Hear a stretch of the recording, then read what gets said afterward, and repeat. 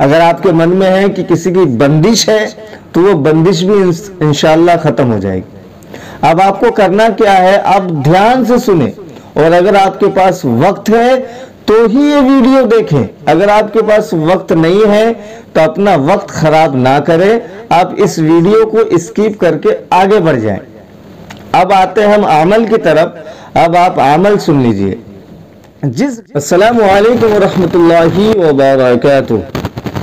इस वीडियो के टाइटल को देखकर आप समझ गए होंगे कि आज हम कौन से टॉपिक पे बात करने वाले हैं।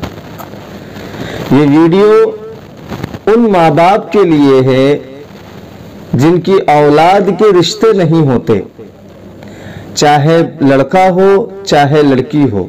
और ये वीडियो उन भाई बहनों के लिए है जिनके रिश्ते नहीं होते।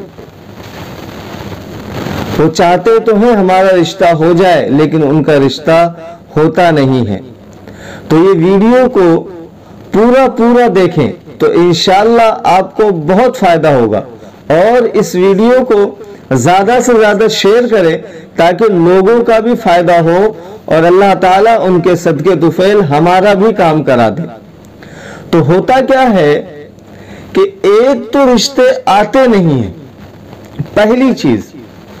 दूसरी चीज, रिश्ते आते तो हैं लेकिन होते नहीं हैं, जिसकी वजह से हम डिप्रेशन में आ जाते हैं, हम परेशान हो जाते हैं कि ये आखिर ऐसा हो क्यों रहा है, रिश्ते हमारे जुड़ क्यों नहीं रहे।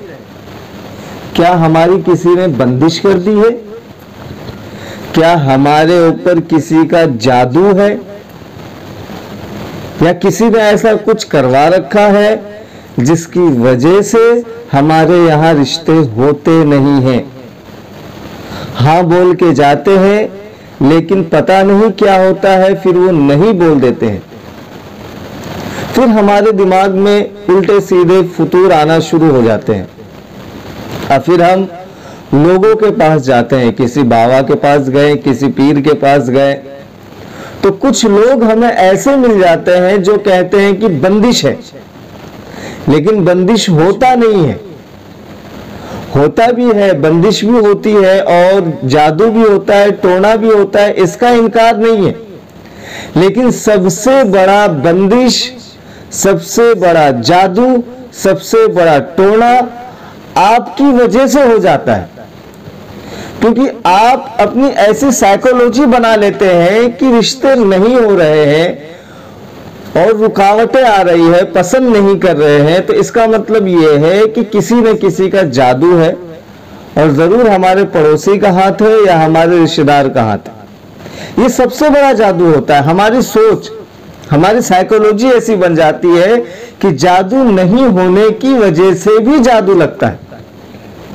क्योंकि रिश्ते हैं, आपके घर में लड़का है तो लड़कियों के रिश्ते आएंगे, लड़की है तो लड़के के रिश्ते आएंगे, लेकिन इसमें पसंद नापसंद ये चलते रहता है, ये दुनिया का दस्तूर है। लेकिन अगर आप इस चीज को अपने दिमाग में ये बिठा ले कि किसी न किसी का जादू है, तो ना चाहते हुए भी जादू हो जाएगा आपकी सोचने की वजह से। तो सबसे पहले इस सोच को आप खत्म करें। इस चीज का मैं इनकार नहीं करता कि जादू नहीं है, बंदिश नहीं होती, होती है। इस दुनिया में बहुत कुछ होता है, जादू भी होता है, बंदिश भी होता है, इस चीज से इनकार नहीं। लेकिन बहुत सारे केस ऐसे होते हैं जिनके पीछे जादू टोना नहीं होते। तो आज जो मैं कुछ अमल बताऊंगा, उस अमल करने से, उस पर अमल करने से इंशाअल्लाह ये जादू टोना ये सारी चीजें खत्म हो जाएगी। अगर आपके मन में है कि किसी की बंदिश है तो वो बंदिश भी इंशाअल्लाह खत्म हो जाएगी। अब आपको करना क्या है, आप ध्यान से सुने और अगर आपके पास वक्त है तो ही ये वीडियो देखें। अगर आपके पास वक्त नहीं है तो अपना वक्त खराब ना करें, आप इस वीडियो को स्किप करके आगे बढ़ जाएं। अब आते हैं हम अमल की तरफ। अब आप अमल सुन लीजिए। जिस घर की ये परेशानी है, जिनके घर में रिश्ते नहीं हो रहे, वो क्या करें कि सबसे पहले तो नमाज की पाबंदी करें। मान लीजिए अगर हमारे घर में لڑکی کا مسئلہ ہے تو آپ لڑکی کو کہیے کہ وہ نماز کی پابندی کرے، کیونکہ نماز سے اللہ کا نور چہرے پہ آتا ہے۔ تو آپ نماز کی پابندی کریں اور پورے گھر والے نماز پڑھے، کیونکہ نماز فرض ہے۔ پھر نماز کے بعد، ہر نماز کے بعد آپ کو سورہ یاسین کی آخری آیت پڑھنا ہے۔ اعوذ باللہ من الشیطان الرجیم، بسم اللہ الرحمن الرحیم، فسبحان الذی بیدہ ملکوت کل شیء والیہ ترجعون۔ آپ کی اسکرین پہ آ رہا ہوگا، یہ سورہ یاسین کی آخری آیت ہے۔ اس کو آپ کو پوری نماز کے بعد، ہر نماز کے بعد جب پوری نماز آپ کی ہو جائے تو 21 مرتبہ آپ کو پڑھنا ہے، اور پڑھنے کے بعد آپ کو 3 مرتبہ درود ابراہیم پڑھنا ہے جو ہم نماز میں پڑھتے ہیں۔ دھیان سے سن لیں، جب آپ کی پوری نماز ہو جائے تو نماز کے بعد سورہ یاسین کی آخری آیت فسبحان الذی بیدہ ملکوت کل شیء والیہ ترجعون آپ کے اسکرین پہ آ رہا ہوگا، آپ اس کو دیکھیں اور پڑھیں 21 مرتبہ، اور اس کے بعد 3 مرتبہ درود ابراہیم جو ہم نماز میں پڑھتے ہیں۔ اور پڑھنے کے بعد آپ دم کریں ایسے ہاتھوں پہ، اور اس کے بعد چہرے پہ ایسے مل لیں، پورا چہرے پہ ایسے ہاتھوں کو پھیر لے ایسے۔ یا آپ کو کچھ دنوں کرنا ہے انشاءاللہ۔ انشاءاللہ اس کی برکت سے جلد ہی آپ کے گھر میں رشتہ آئے گا، اور جو بھی رشتہ آئے گا وہ انشاءاللہ ہو جائے گا اللہ نے چاہا تو، اور اچھے رشتے آئیں گے۔ پہلی چیز یہ۔ دوسری چیز، آپ کو ہر نماز کے بعد استغفر اللہ ربی من کل ذنب واتوب الیہ، یہ بھی آپ کے اسکرین پہ آ رہا ہوگا، اس کو بھی آپ 151 مرتبہ ہر نماز کے بعد پڑھیں، ہر نماز کے بعد، اور پھر اللہ سے دعا کریں۔ یہ کسے کرنا ہے یہ عمل؟ یہ عمل ان کو کرنا ہے جن کے رشتے نہیں آ رہے، ان بھائی بہن کو کرنا ہے کہ جن کے رشتے نہیں آ رہے، جن کے رشتے میں رکاوٹ ہے۔ اب یہ 2 عمل جو میں نے آپ کو بتایا، یہ عمل کا مسئلہ ایسا ہے کہ بہت سارے لوگ کہتے ہیں جادو ہے، جادو ہے، جادو ہے، جادو ہے، ٹونا ہے۔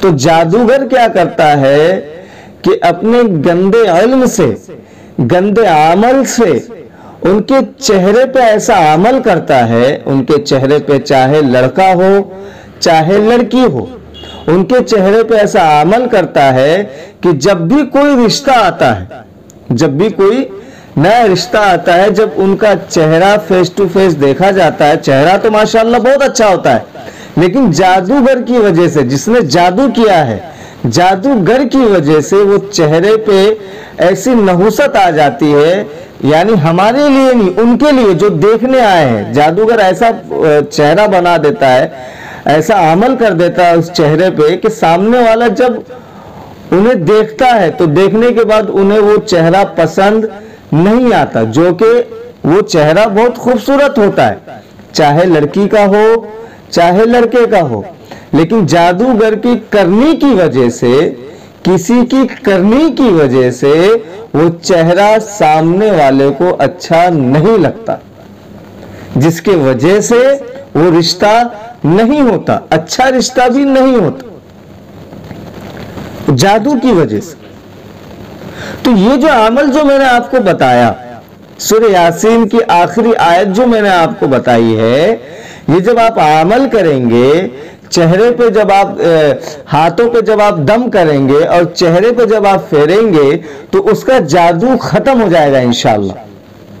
تو اس کا جادو جب ختم ہوگا تو آنے والا جو رشتہ ہے تو انشاءاللہ وہ جیسا آپ چاہتے ہیں اچھے طریقے سے رشتہ وہ ہو جائے گا، پہلی چیز۔ دوسری چیز، استغفر اللہ ربی من کل ذنب واتوب الیہ، یہ جو میں نے جو عمل جو آپ کو بتایا استغفر اللہ والا، یہ جب آپ عمل کریں گے ہر نماز کے بعد 151 مرتبہ، جب اللہ سے آپ دعا مانگیں گے تو انشاءاللہ اس کی برکت سے جو رکاوٹیں ہیں رشتے میں جو نہیں ہو رہے ہیں، کیونکہ میں نے آپ کو شروع میں کہا کہ ایک تو رشتے آتے ہی نہیں ہیں، اور ایک رشتے آتے ہیں اور ہوتے نہیں ہیں۔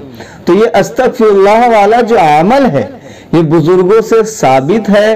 بزرگوں نے کہا ہے کہ جو استغفر اللہ ربی یہ جو عمل جو کرے گا پھر اللہ سے دعا مانگے گا تو جو بھی دعا مانگے انشاءاللہ اس کی دعا قبول ہوگی۔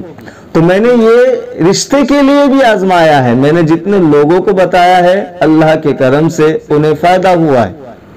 تو آپ بھی اس پر عمل کریں تو انشاءاللہ آپ کو فائدہ ہوگا۔ اگر آپ کو یاد نہ ہو تو اسکرین پہ آپ کے آ رہا ہے، آپ یاد کر لیں، اور سورہ یاسین کی آخری آیت کو بھی آپ یاد کر لیں۔ اب ہوگا کیا کہ 5 وقت کی نماز کے بعد اگر آپ کو 151 مرتبہ پڑھنا نہ جمے استغفر اللہ، تو آپ کیا کریں کہ فجر کی بعد 751 مرتبہ لے لیں، یا پھر عشاء کی بعد 751 مرتبہ پڑھ لیں۔ استغفر اللہ ربی من کل ذنب واتوب الیہ، اس کو آپ پڑھ لیں، اور پڑھنے کے بعد اللہ سے رو رو کے دعائیں کریں اور اللہ سے مانگیں۔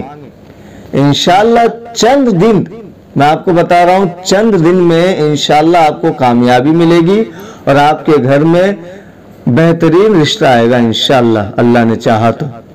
آپ اس پر عمل کریں، اور جب کوئی اچھا سا رشتہ آ جائے تو اس کو جلد سے جلد کر لے۔ یہ نہ ہوتا کیا ہے، ہم کیا کرتے ہیں کہ جب بھی کوئی اچھا رشتہ آتا ہے تو ہم اس پہ شک کرتے ہیں، اور شک کرنے کے بعد کیا کہتے ہیں کہ کسی کو فون لگاتے ہیں، کسی مولوی کو، کسی حافظ کو، کسی عامل کو فون لگاتے ہیں کہ بھیا دیکھیے یہ جو رشتہ آیا ہے آپ استخارہ کر کے دیکھیے یہ رشتہ صحیح ہے کہ نہیں ہے۔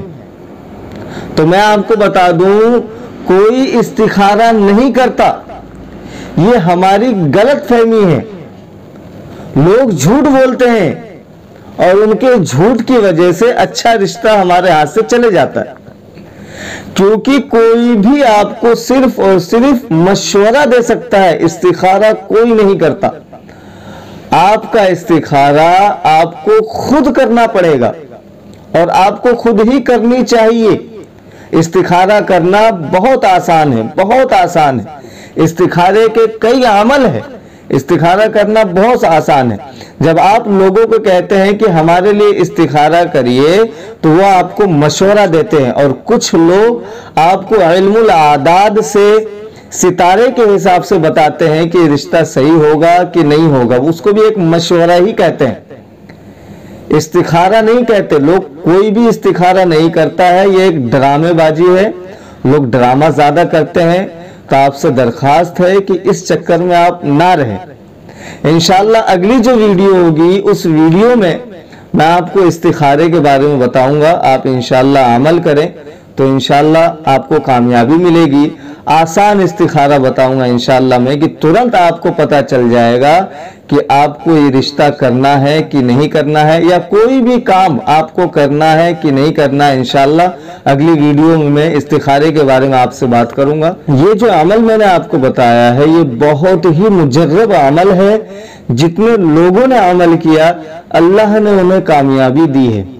آپ بھی اس پر عمل کریں اور اس ویڈیو کو زیادہ سے زیادہ شیئر کریں، نامعلوم کون اس پر عمل کر لے اور اسے فائدہ ہو جائے، اور اللہ تعالیٰ ان کی دعاؤں سے ہمارا بھی کام بنا دے۔